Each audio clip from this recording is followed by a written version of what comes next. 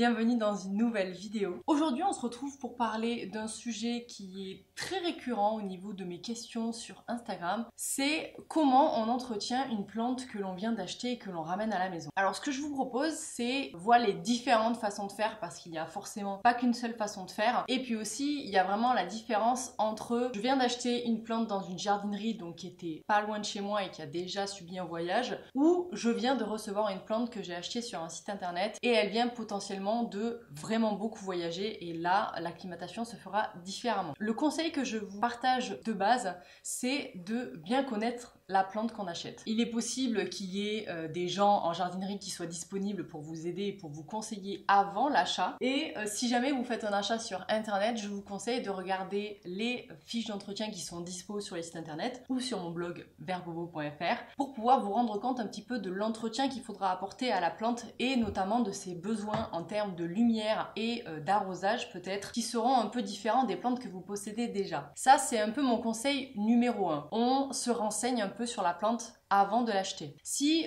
vous arrivez en jardinerie par exemple en physique et que vous avez un gros coup de cœur, ça arrive, et dans ce cas, il est possible que vous vouliez immédiatement acheter la plante et que vous ne preniez pas le temps de vous renseigner. Je vous conseille de faire attention et de rester sur une famille que vous connaissez, ou alors si c'est une famille que vous ne connaissez pas, de vous renseigner avant. Je sais que moi avant, ça m'arrivait souvent, ça m'arrive toujours encore, de tomber sur une plante que j'ai jamais croisée de ma vie, et là je réfléchis pas. Certes, je vais aller voir un peu le nom de la plante pour voir un petit peu qu'est-ce qu'il en est, mais je m'en fiche un petit peu de l'entretien. J'ai quand même envie de l'acheter parce que j'ai envie de me challenger. Ok, eh bien il faudra quand même se renseigner une fois arrivé à la maison pour savoir ce dont elle a besoin. On quitte le magasin ou alors on appuie sur le bouton acheter sur un site internet, la plante arrive à la maison. Quand on est sur une jardinerie physique et donc que la plante a fait un peu moins de trajet et qu'elle est un petit peu acclimatée déjà au climat français, il y a plusieurs façons de faire. Et il n'y a pas une seule bonne façon de faire, ce sera un peu en fonction de votre expérience et de ce que vous avez envie de faire. J'avoue que moi-même, j'ai pas tendance à faire exactement la même chose tout le temps. Parfois, je fais un système, parfois je fais l'autre. C'est vraiment en fonction du mood et de comment je sens que la plante est dans son état général. La première, c'est on arrive et on rempote immédiatement la plante. Alors quand c'est une plante que l'on achète en physique, en jardinerie, c'est pas un truc qui pourrait déranger ou qui pourrait trop stresser la plante, parce que le seul voyage qu'elle a effectué, c'est celui de la jardinerie à la maison. Alors que si jamais c'est une plante qui arrive d'un autre pays et qui subit le transport, le fait de la rempoter, ça peut lui faire subir un stress supplémentaire, alors qu'elle vient déjà de subir peut-être quelques jours de voyage dans des conditions qui n'étaient pas forcément excellentes, et elle risque même peut-être d'arriver un peu fragilisée. Donc dans le cas où vous recevez une plante que vous savez qu'elle n'arrive pas forcément du même pays ou que même qu'elle arrive de France, moi je vous conseille de la laisser souffler, de la laisser respirer. Ce que je fais quand je reçois une plante par la poste, c'est que j'ouvre le paquet le plus vite possible, parce que la plante elle a été privée de lumière pendant un petit moment. Je la place près de la fenêtre, et ce pendant au moins 2-3 jours. Je lui laisse un petit temps de souffler. Si c'est une plante que vous venez d'acheter en jardinerie, il y a plusieurs façons de faire. C'est soit vous arrivez et vous rempotez immédiatement la plante, parce que vous savez que souvent les plantes qu'on achète en jardin, elles sont dans des substrats qui sont faits pour de la culture en serre, et du coup le substrat n'est pas forcément adapté à votre intérieur. Je veux dire par là que très souvent il y a beaucoup de coco, il y a parfois de la tourbe, et ça peut être un substrat qui est déjà épuisé en nutriments. Ça vous le savez pas, vous pouvez pas trop savoir à quel moment la plante a été rempotée. Ou alors il y a aussi un substrat qui garde énormément l'eau, vu que dans les serres il fait plus chaud, et c'est pas du tout un substrat qui est adapté à chez vous, parce que au contraire, en fait vous avez tendance à arroser très régulièrement et le substrat va pas être adapté à votre entretien, et vous allez probablement lui faire subir un trop plein d'eau. Donc on fait un rempotage immédiat, ça c'est ok. Moi je le faisais très régulièrement avant, voire même c'était ma to-do numéro 1 quand j'arrivais à la maison avec une nouvelle plante. Je vidais le pot et je regardais un peu le substrat dans lequel elle était, l'état des racines. Ça aussi c'est intéressant, parce que sans aller voir ce qui se passe dans le pot, tu peux pas trop te rendre compte de l'état dans lequel est ta plante quand tu viens de l'acheter. Même si physiquement avant de l'acheter tu la regardes et tu l'observes pour voir par exemple si elle a pas de maladie et tout ça, mais en arrivant à la maison, si tu ne vas pas voir ce qui se passe dessous, tu sais pas trop ce qu'il y a dans le pot.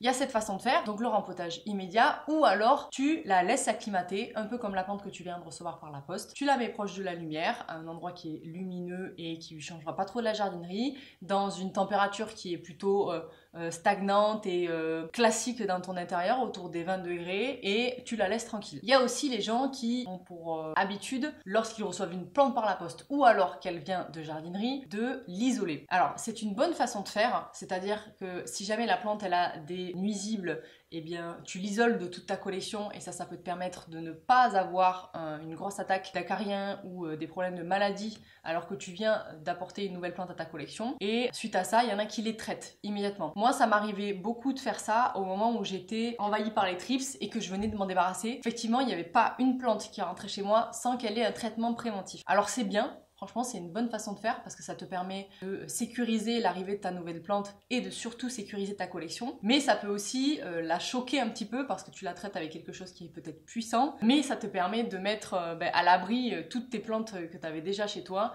et c'est quand même un plus. Ensuite, si jamais tu n'as pas rempoté ta plante immédiatement et que tu l'as laissée s'acclimater. Imaginons qu'elle a été isolée pendant un moment dans un endroit, tu la remets dans l'endroit où tu voudrais qu'elle soit placée, eh bien c'est le moment où tu dois choisir si tu rempotes ta plante ou pas. Ce qui pourrait te permettre de enfin voir l'état des racines. Si jamais la plante elle a subi un long voyage et qu'il y a des feuilles qui sont abîmées, tu peux couper pour lui redonner de l'énergie.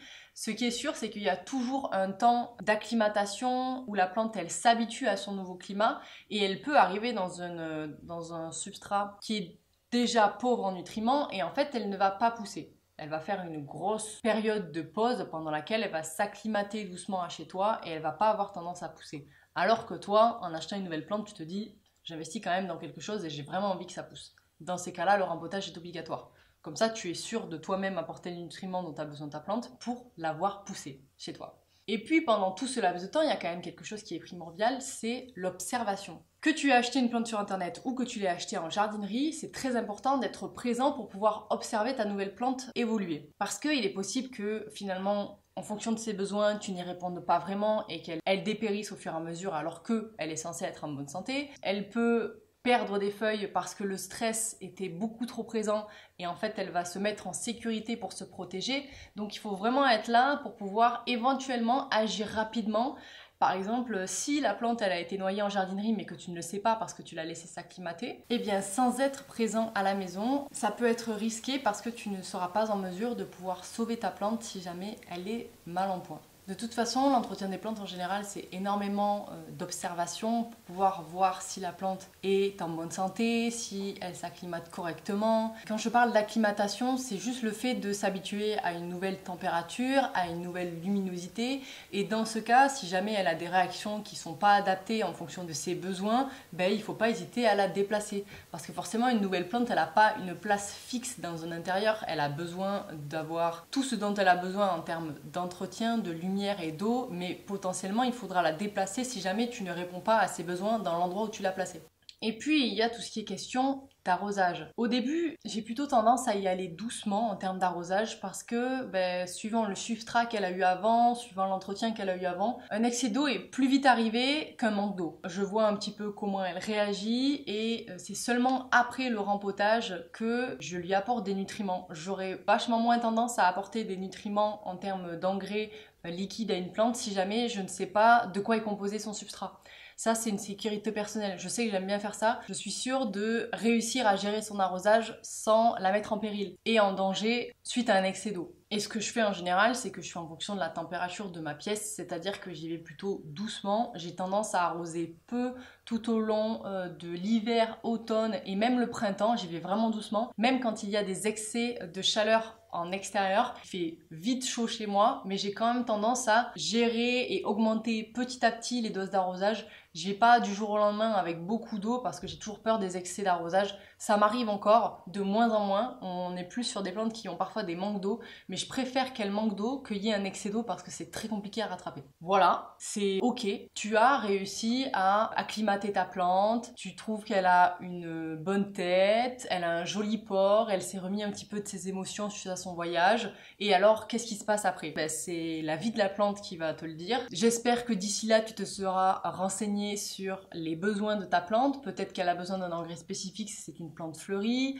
peut-être qu'elle a besoin d'un substrat différent que tes autres plantes si jamais elle a une famille spéciale et qu'elle a des besoins en termes de terreau qui sont différents de tes plantes précédentes. On laisse évoluer la plante, on l'observe régulièrement, on la change d'endroit si besoin. On peut aussi lui apporter un petit peu plus d'humidité si c'est une plante qui est vraiment tropicale, ou alors justement on évite les espaces humides si jamais c'est une plante qui vient du désert.